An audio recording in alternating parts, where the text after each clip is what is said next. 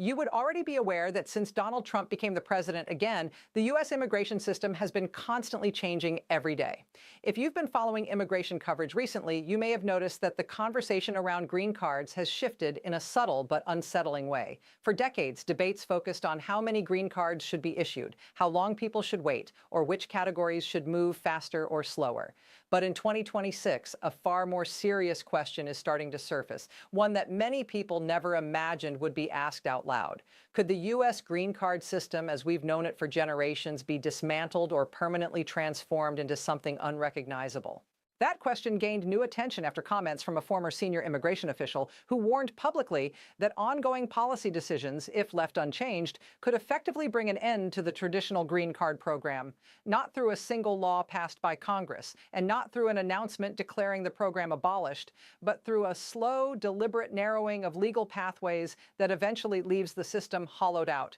To understand why such a stark warning is being taken seriously, it's important to step back and look at how the green card system actually functions and how recent policy trends are reshaping it. The U.S. green card program has always rested on several core pillars: family-based immigration, employment-based immigration, humanitarian admissions such as refugees and asylees, and diversity-based pathways designed to balance global representation. While these categories have changed over time, together they have formed a stable framework that allowed millions of people to build permanent lives in the United States. What is happening now is not the elimination of these categories on paper, but the steady tightening of each one in practice. Former immigration officials and policy analysts point out that when multiple restrictions operate at the same time, the cumulative effect can be just as powerful as outright cancellation. In recent interviews and policy discussions, a former senior official from the Department of Homeland Security explained that the green card system is being weakened through a combination of administrative pauses, expanded discretion for denials, prolonged processing delays, and sharply reduced admissions in key categories. According to that official, when fewer people can qualify, fewer applications are approved, and fewer visas are actually issued. The program still exists legally, but ceases to function in any meaningful way. One of the most visible signs of this shift is the growing gap between green cards authorized by law and green cards actually issued. U.S. immigration law sets annual limits and structures for legal permanent residency, but in recent years, the government has issued far fewer green cards than those limits would allow. Analysts estimate that under current policy trajectories, the United States could issue millions fewer green cards over the next several years than historical norms. Not because Congress reduced the numbers, but because administrative actions prevented eligible applicants from reaching final approval. Former officials argue that this approach fundamentally changes the nature of the green card system. Instead of being a pathway that rewards long-term compliance, family unity, and economic contribution, it becomes a maze where technical barriers, discretionary judgments, and procedural delays determine outcomes. Family-based immigration illustrates this clearly. Immediate relatives of U.S. citizens, such as spouses and parents, have traditionally been exempt from numerical caps, reflecting a long-standing commitment to family reunification. Yet in 2026, even these cases are facing heightened scrutiny through expanded financial eligibility standards, prolonged background checks, and consular processing pauses affecting certain nationalities. Former immigration leaders note that when these obstacles are layered together, even uncapped categories effectively become capped in practice. Employment-based green cards tell a similar story. While the statutory framework still allows employers to sponsor workers for permanent residence, stricter interpretations of eligibility requirements, higher filing fees, and increased administrative review have slowed approvals. Former officials warn that when businesses cannot rely on predictable permanent residency pathways, they may stop sponsoring workers altogether, quietly shrinking the employment-based green card pipeline without any formal policy announcement. Humanitarian pathways have experienced some of the most dramatic reductions.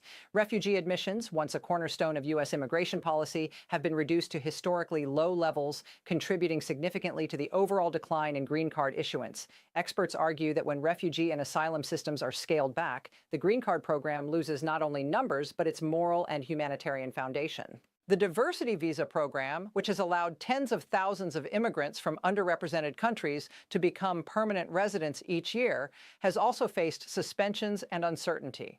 Former officials emphasize that removing or sidelining this program narrows the geographic and cultural reach of legal immigration, further eroding the comprehensive nature of the green card system. What makes these developments especially concerning, according to former immigration leaders, is that they are difficult to reverse quickly. Unlike legislation, which can be amended or repealed through a clear political process, administrative practices can persist quietly across years, becoming normalized within agencies. Over time, staff, procedures, and institutional expectations adjust to lower numbers and stricter interpretations, making restoration of broader access increasingly difficult, even if political leadership changes. Another issue highlighted by former officials is the expanding role of discretion in green card adjudications. While discretion has always existed, recent policy guidance gives officers wider latitude to deny applications based on subjective assessments, such as perceived financial risk or credibility concerns. When discretion becomes the dominant factor, predictability disappears, and applicants lose confidence that following the rules will lead to approval. Former immigration leaders argue that this unpredictability undermines trust in the system itself. Families hesitate to apply, employers reconsider sponsorship, students rethink long-term plans. Over time, demand for green cards may decline not because people no longer want to immigrate legally, but because the pathway appears unreliable or unattainable. Importantly, when former officials say the green card program could permanently end, they are not suggesting that Congress will repeal the Immigration and Nationality Act tomorrow. Instead, they are warning that the system could become so restricted, so slow, and so discretionary that it no longer functions as a genuine avenue for permanent residence. In practical terms, this would mean fewer family reunifications, a smaller and less stable immigrant workforce, reduced humanitarian protection, and diminished global confidence in U.S. immigration commitments. The green card would still exist in name, but its role in shaping American society would be fundamentally altered.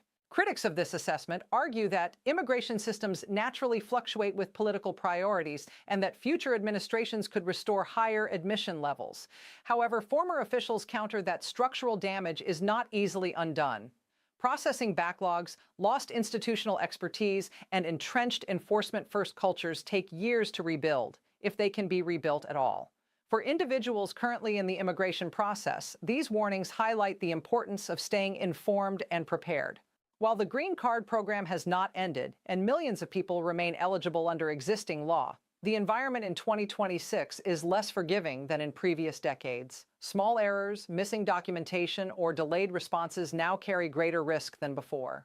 For policymakers, the warning serves as a reminder that immigration systems do not disappear only through dramatic legislative acts. They can fade through attrition, restriction, and neglect, reshaped quietly until their original purpose is lost.